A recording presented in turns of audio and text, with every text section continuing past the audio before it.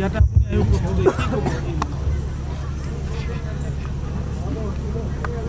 এটা জনগোষ্ঠী যেতিয়া বিপদত পৰে বা সংকটৰ সন্মুখীন হয় সেইখিনি সময়ত জনগোষ্ঠীটোক বচাবৰ কাৰণে প্ৰতিৰক্ষা দিবৰ কাৰণে একোজন বীৰ পুৰুষ জন্ম হয়। আজি বহু বছৰ আগতে, আজিৰ প্ৰায় ৬৬ বছৰ আগতে, ১৬৬ বছৰ আগতে বৰ্তমান ঝাৰখণ্ড তাত সিদ্ধু আৰু কানু দুগৰাকী বীৰ পুৰুষ বজিছিল আৰু তেওঁলোকে সেইখিনি সময়ত সান্থাল জনগোষ্ঠীৰ স্বাধীনতাৰ কাৰণে ব্ৰিটিছৰ বিৰুদ্ধে যুঁজ কৰি শ্বহীদ হৈছিল। আজি এই দিনটোকে শ্বহীদ দিৱস হিচাপে ইয়াত আমাৰ অসমৰ কোচাইগাঁও অঞ্চলত থকা সান্থাল ভাইসকলে উদযাপন কৰিছে আৰু উদযাপনৰ জৰিয়তে তেখেতক সন্মান জনাইছে। আৰু আমি জানো যি জনগোষ্ঠীয়ে নিজৰ বীৰ পুৰুষক সন্মান জনাব জানে, তেওঁৰ প্ৰতি মৰম আদৰ দেখুৱাই সেই জনগোষ্ঠীটো সদায় জীয়াই থাকিব। আজি সান্থাল জনগোষ্ঠীয়ে নিজৰ পূৰ্বপুৰুষৰ সন্মান জনাইছে। তাৰ অৰ্থটোৱে হ'ল যে সান্থাল জনগোষ্ঠী যিকোনো সংকটৰ মোকাবিলা কৰি জীয়াই থাকিবৰ কাৰণে সক্ষম হ'ব।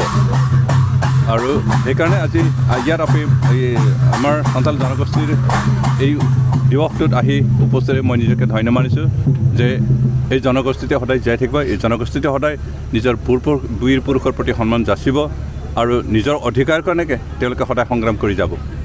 দেখা গৈছে স্যাৰ ST আৰু GST দাবী দীৰ্ঘদিনীয়া দাবী, এই দাবীটো আগত দিনত আগুৱাই লৈ যোৱাৰ কেনেধৰণে BTR চৰকাৰখনে তেওঁলোকৰ পদক্ষেপ?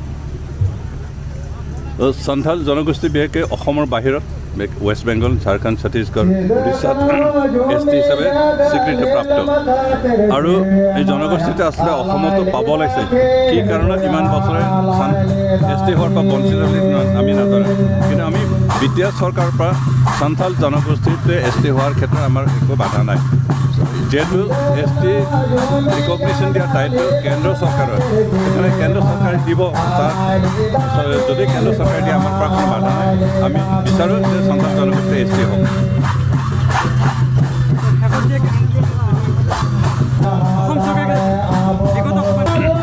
BTR চৰকাৰে BTR অঞ্চলত থকা স্কুলসমূহ বিশেষকৈ প্ৰভিঞ্চিয়েলাইজ কৰিবৰ কাৰণে যোৱা এগ্ৰিমেণ্টত দিয়া আছিলে।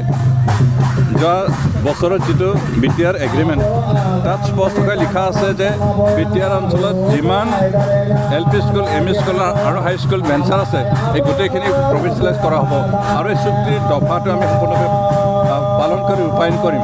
আৰু ৰূপায়ণ কৰিলে আমাৰ ইয়াত থকা যিখিনি ভেঞ্চাৰ স্কুল গোটেইখিনি চৰকাৰী হ'ব। ইয়াত বড়ো মিডিয়াম আৰু অসমীয়া গোটেইখিনি চৰকাৰীকৰণ কৰা হ'ব আৰু ইয়াৰ ব্যৱস্থা আমি আৰম্ভ কৰিছোঁ।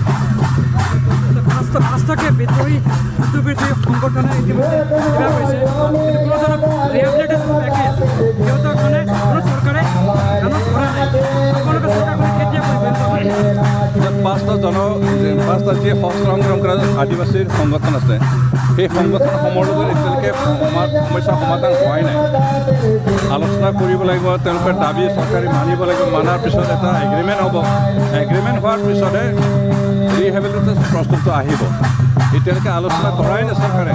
আমি সেইকাৰণে দাবী কৰি আহিছোঁ, বিশেষকৈ প্ৰমোদ বড়ো ডাঙৰীয়া আৰু মই বিভিন্ন সময়ত অসম চৰকাৰ আৰু ভাৰত চৰকাৰক দাবী কৰি আহিছোঁ যে এই সংগঠনসমূহৰ লগত আলোচনা কৰিব লাগে আৰু তেওঁলোকৰ সমস্যাসমূহ সমাধান কৰাৰ দায়িত্ব ল'ব লাগে।